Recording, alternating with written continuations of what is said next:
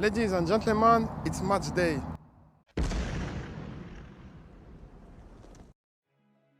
Ladies and gentlemen, it's match day. Well, depending on your location though, because I'm making this video before Thursday. Let's me be honest here, but it's already Thursday overseas and in Switzerland. So technically it's match day. So today we have to get the job done. And I made my preview before the press conference because I didn't have time. I had to walk. But after work, I watched the press conference. By the way, if you want to watch the press conference, it's on the channel. If you want to see everything that Enzo Maresca said, you have to click below and watch. So, in my preview video, this was my starting 11. Jorgensen, Vega, Tosin, and Disasi, Malo, Gusto. In the midfield, I went with KDH. In the more advanced position, of course, number 6, number 8, number 10, I went with Joao Felix. And another midfielder, I put Enzo Fernandez. Front 3, I said Modric, Guiu, and Pedro Neto to give some rest to Noni Madueke. But after the press conference, the manager said that Malo is not going to play. Or probably he didn't even travel. He needs rest because we have a big game on Sunday. So forget about him. Disasi also, apparently he didn't travel. Chelsea are trying to sell Mr. Disasi, so he's out of the equation. 2 other players that need to be out of the equation. Guess what? The 2 amigos. Joao Felix out. And also Pedro Neto out. Netflix, all of them out. So now look at my starting 11. I'm missing many players, so I have to fill the gap. So probably I'm gonna have to go with Badiashile. No choice. Badiashile needs to be there. And from the left hand side, Josh, the young Josh, been included in on the list. So let's just give him a chance. You never know. We never saw him play for 90 minutes, so we can't really judge him. And in the midfield, who is going to replace... I'm going with Cristo.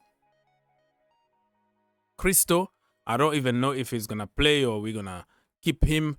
But the last game, he didn't play 90 minutes. So I think he should be fine. Number 8, number 10 position. Mark Guiu need to stay there. Mikhailo Modric, yes, I want to give that brother another chance and see how he responds. And do I really have another choice but to put Noni Madueke from this position? Yeah, I don't have anybody really. Oh, because I want to give Cole Palmer rest. Remember, even the game that we played against Wolves, we were not sure that he was going to play because he got a knock. But it is what it is, so that's what we got. And we have to try to secure the win.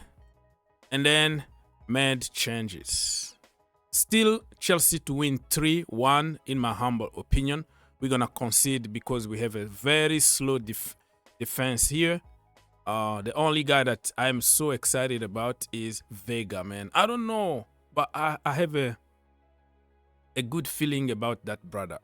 So 3-1 to Chelsea, and I'm going to change my goal scorers. I think Mark Guiu is going to score. And Mikhailo Modric, my boy, is going to score. The third goal is going to come from unknown. Somebody that we didn't expect. Tosin, header. Bam. Top bin. 3 for Chelsea. 1 for Servette.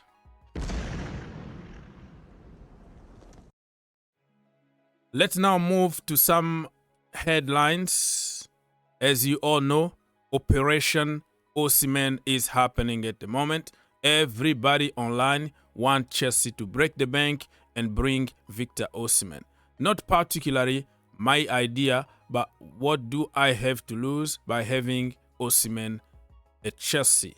So many reports been out there. I made few videos already. By the way, you have to click manually, like physically click on the channel icon and watch more videos, because YouTube do not recommend channels anymore. I don't even get notification in my own channels. They want you to pay money to promote the videos. I don't make money on YouTube. I do it for free. So if you want to encourage your brother, all you have to do is click manually and go watch some more videos and leave likes. You know, it doesn't cost anything. Just one like could help a little bit when it comes to natural YouTube algorithm. Everything is becoming so difficult now because companies are taking over YouTube and they are paying a lot of money to promote their channels. And anybody that don't pay money is gonna find himself bottom. Anyways, that's not what we're here for. So this is my page here on Twitter, Green Turf. I always follow people back. Let's follow each other and grow the community. You're gonna find some funny stuff, some interesting, positive topics every single day. No toxicity here, no evil, no bandwagon, only good vibes. Let's move on very quickly because we have so much to cover. All right. So we have the draw for the Carabao Cup round 3. Liverpool, West Ham, Manchester City, Watford, Arsenal, Bolton, Man United, Barnsley, Wycombe, Aston Villa, Coventry against Tottenham Hotspurs, Walsall against Leicester City, Brentford against Leighton, Blackpool against Sheffield Wednesday, not United, this is Wednesday, Preston against Fulham, Everton against Southampton, Queen's Park Rangers against Crystal Palace, Stoke City against Fleetwood, Brighton against Wolves, Wimbledon against Newcastle, and Chelsea against Barrow. So we play at home against a weaker team, so I expect us to go to the next round. No issue at all.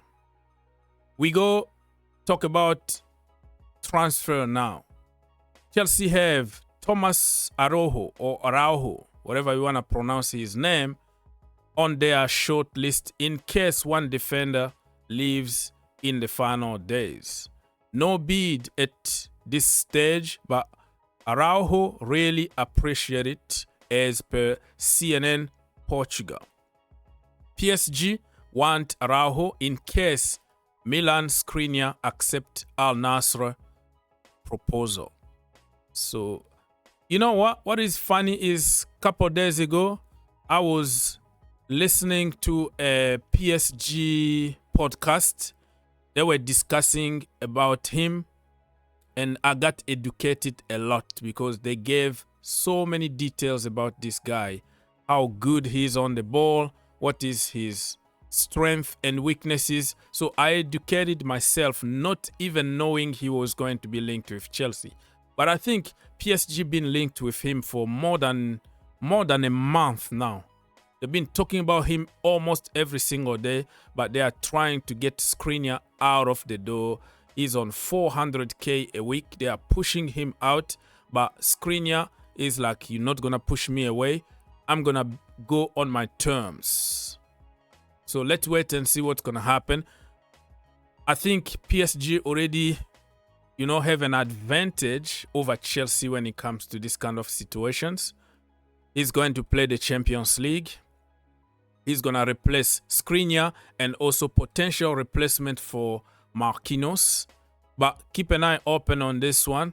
My only question is, what about Chalobah? we just sold some of our brightest kid defenders from the academy.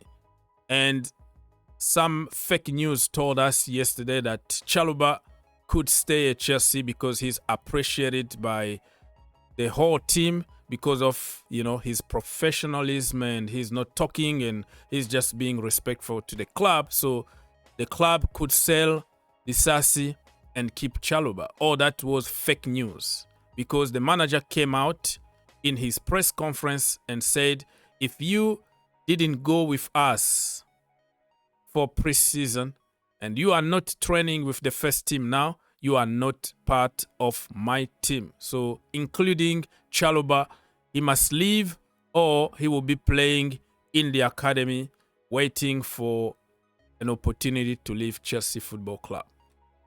So how about him? How about Bashir Humphreys that we just sold? You can't really assume that those kids are bad because you never tried them. It's always greener somewhere else. Go and get somebody from Portugal, France, Argentina, Brazil. But we have an amazing academy that we don't give a chance. Why did we loan out somebody like Alfie Gilchrist? So those are questions, but Chelsea fans don't care about those kind of questions because we want the best, quote unquote. Chelsea are facing challenge to comply with UEFA financial rules after European governing body confirmed that it does not allow clubs to register income from selling assets to sister companies. So let's say Chelsea sold, let's say Diego Moreira to Strasbourg, it doesn't count. Chelsea loaned out Andrew Santos and Caleb Wally to Strasbourg because it's our sister club. Those revenues don't count as asset for Chelsea Football Club. So we are creating more problems by buying, and not all of them are quality.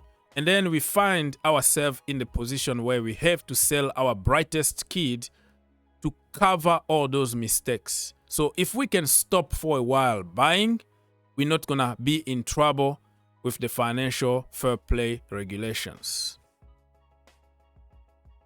Victor Osimhen. So Sasha came out to say, listen, he gave Chelsea 24 hours to conclude the deal or he's going to sign for Al Ali. Boom. Fabrizio Romano came to say, no, there is no deadline. He didn't say that. He's still waiting for Chelsea. The priority for Osimhen is to join Chelsea. But if Chelsea doesn't pay the money that he's demanding, there is no way he can stay without a club. So he will be forced to go to Saudi. So it's all on Chelsea Football Club, and we have less than 2 days to go. So what is your opinion? This brother been offered 500K every single week for 4 years. Crazy, ridiculous amount of money. Some people are judging him. Oh, he's choosing money, blah, blah. Listen, bro, if you are offered that kind of money, you're going to have to think about it. Not only about money, you still play football. You still enjoy your football. So don't just think that football is only in Europe, because other countries also, other continent, they play football and they enjoy football over there. You know what? I'm not going to point fingers on Osimhen if he decides to go to Saudi. That is his life. And if you refuse to pay him the money that he deserves, let him go. Exclusive from TikTok, Team Talk. Chelsea are willing to make Victor Osimhen their new top earner as they push to sign him from Napoli. So this brother is going to be also on a ridiculous amount of money at Chelsea. But certain things need to happen. Now Lukaku is off the book. If they can get Raheem Sterling out of the door and Ben Chilwell out of the door, they can save money to afford somebody like Victor Osimhen. But I don't think that he's going to be on 500K though. The maximum I can pay for Osimhen is going to be 250K a week. Other than that is a big stretch. You know what I mean? There is no guarantee that he's going to come and score 30 goals. And he's costing more than Haaland. You know, you pay a heavy fee to Napoli and then you pay him a ridiculous amount of money. There is no guarantee that he's going to be the next coming of Jesus that will save all of us. Another one waiting for Chelsea is Jadon Sancho. He's holding. Juventus been, you know, working very hard. Some people said even that Manchester United agreed fee with Juventus, but it was denied by other sources. So you have to be careful on what source you're going to listen to. Only 2 days to go. Everybody is going to throw something out there. The good thing is all this is going to be over in less than 48 hours. Oh my goodness, I need my sleep. I'm sick and tired of this. So Jadon Sancho apparently is holding a little bit to make his decision because he is hoping that Chelsea can make the deal happen because he want to come to Chelsea. So keep an eye open on this one. But Fabrizio Romano also said there is no way Chelsea are going to get Jadon Sancho if the deal doesn't include players like Chilwell, Sterling, or even Chalobah. So this one, keep an eye on that. Anyways, people, I don't want to make this video 2 hours. Join us tomorrow. I think on Thursday afternoon, it's going to be the Champions League draw. Yeah. So if you can join us live on Foot State YouTube channel, the link in the description down below. We're going to be there 2 hours before the draw and we're going to see the draw. It's going to be a little bit confusing because this is a brand new kind of Champions League format. It's going to be so confusing. So let's get there and get confused together and yeah, have a laugh.